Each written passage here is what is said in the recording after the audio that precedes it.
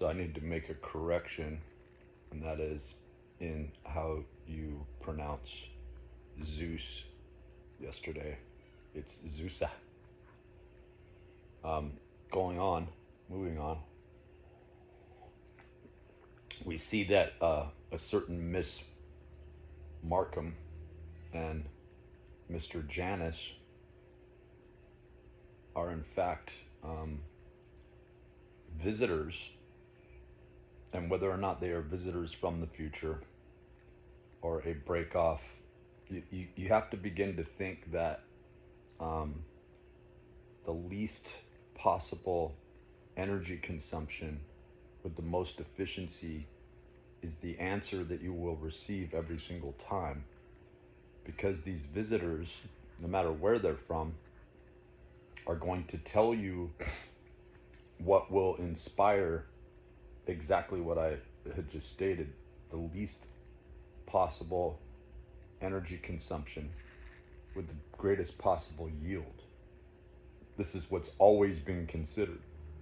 And therefore, when you see a great lie occur and seem to sustain itself over a long period of time, it requires no energy input. The information itself created more energy or entropy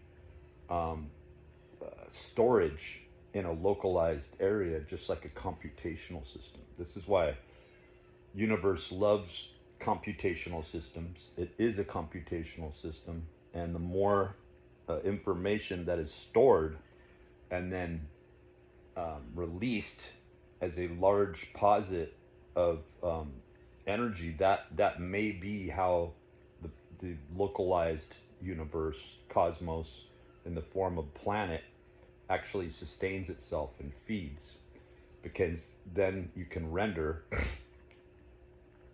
the localized field can render the greatest possible effort toward a change, which is seen in a symbol.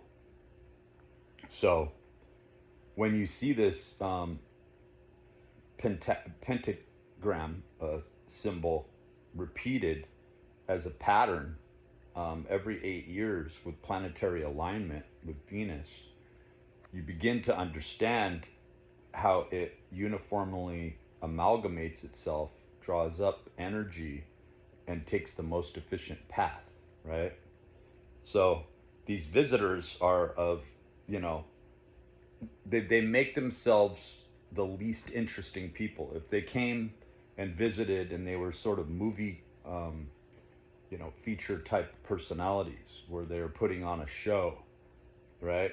But they instead rather they dull themselves out to where the female Miss Markham, if you want to read more about this, you could probably find this somewhere on some archives, UFO archives, but like the Black Vault, I wasn't able to find any actual conclusive research on it. But I do think that Jason Giorgiani did do some deep dive research into it, and I have heard this story. I recollect it from the past, and I recollect others very similar to this, like the Men in Black that were confused at some time with the Collins Elite, and then at other times there's even more sort of macabre type vampiric visitors that just seem vampiric to us because they have no personalities. They may even be ephemerally created for a particular purpose. You have to think about the technology that's available and the storage of that technology, and the fact that a race may have been able to come in direct contact with the storage of this technology, realizing that the universe itself was completely indifferent. It was a computational system or machine. It wanted you to do the most diabolical deeds if you didn't care, right? So it loves psychopaths, sociopaths, people that are imbued with Schadenfreude, where they get pleasure from doing misdeeds um, because they are living off negative energy, right? By reducing mass, localized mass, and concentrating energy so that the energy can be stored by way of data, and then large energy releases can take place through the cyclical process of when alignments take place. So then there's this massive release of information or data, or you could see it as the passing of an ice age after this cooling or storage period of culmination in information, right? That you think everything's dead, but the planet, the universe, the solar system is aware of what surviving critters there are on the planet, and how even more so when we look out into the universe, we see that we find amino acids, everywhere. Like they're everywhere around the universe. So it understands and has collected the data sets recently, and sometimes not so recently, species, phenotypes, which are assumed to be killed off, suddenly spring up out of nowhere. Information is shared that seems like it would have a certain confidentiality off of the great sacrifice that an individual makes. But this is just the universe in its process, like the Zeusa or Turing machine. It wants to use you. This is why it seems to have preferential treatment toward serial killers who are very well planned and articulate in their efforts, and they don't place a lot of emotional wasted care, right? They have thought of a plan efficiently. They carry this through, and they do this over long periods of time. And only when their plan, their initial plan wanes, or it doesn't follow through with the symbol. So like the pentagram in a repeating process is a finite symbol. There is a conclusive outcome to it. That's why it's the most efficient. The satanic pentagram, the inverted pentagram, is the most efficient means. It points at the fact that everything is returning back down into the earth, right?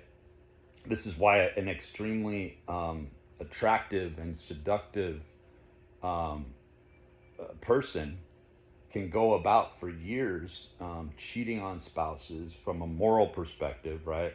Doing their thing, right? And this is why morality is so important also, is that this idea of good and evil is an attractor, right?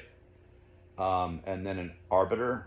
It decides where and how energy is dispersed. And then a recycler.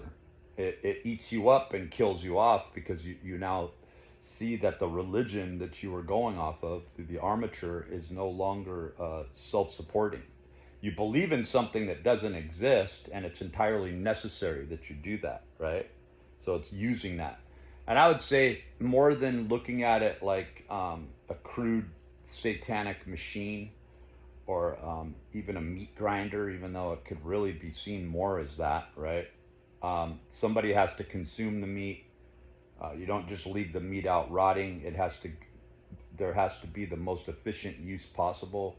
But I would look at it more like the behavior of a mule or a donkey, right? It's sitting there, it's resilient, it's standing there, it's resilient, it's chewing on everything that you don't care about. In fact, it's able to eat up vegetation and clear out your plots of land, right? Goats as well. It's sufficient unto itself. It accepts, through a stoic behaviorism, it accepts the plight of its current status or state. It doesn't demand anymore, because it knows that, in other words, it doesn't add on any features that demand any more, right? But then you do have what we call, an alpha, and it's perfectly fine for that alpha to be challenged. particularly in these death matches where somebody is killed off, because the energy can then be naturally dispersed. And disbursement of energy, movement of energy that coincides with certain planetary alignments is the goal for the localized universe. And then when you back up and you see this more like a Mandelbrot set, right, where you see all the planets rotating and revolving and spinning at a seemingly very slow rate, even though we're supposedly traveling over 950 miles an hour in our spin. It's hard to see it, right? Because there's all these other movement patterns going on at the same time, and these large bodies don't seem as dynamic in their movement, you know. So, we live in a computational system, and we live in a computational system that is efficient and amasses energy storage in the form of entropy. And the more efficient you are, the more you are serving it. And even in your demise, in your death, you are serving that efficiency. So the biggest question remains is, are you just forgotten, or are you given a form of identity that doesn't want to alter or change itself? It will work with the available subset that you're given. When you try to go through reformations and modifications, and you're trying to add in armature, the universe seems very opposed to the six-pointed symmetry, right? It wants asymmetrical energies because it puts a finite stamp, an ephemeral stamp on you, and it doesn't want to have to deal with you over long periods of time.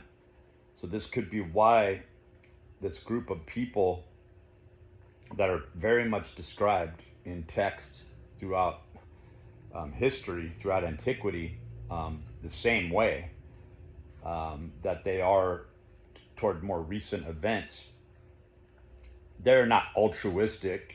And what I was reading yesterday that Jason Rizzo-Giorgiani published up on his Substack channel, that is titled Nuking the Matrix, and he poses a very viable addition to this and confirmation of this, where really listening to him in so many interviews and reading some of his work, I gotta say that this compelling idea of Prometheus, and I'm even hesitant to say compelling, because then that requires more energy, right?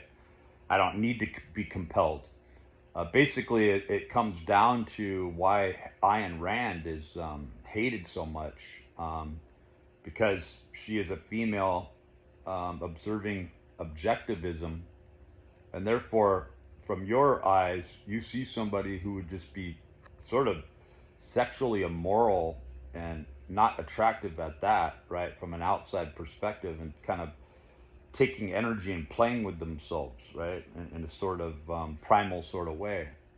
But what you don't see is that when you become ultra efficient, it really is about a recruiting process. So just like Jeff Bezos, Mark Zuckerberg, Bill Gates, they recruit people, they pay them the least amount, yielding and rendering the greatest amount of disbursement of this meshwork, this energy. That to rationalize this, you really have to see it more like mitochondria, right? You have 3 trillion mitochondria spread out through your body.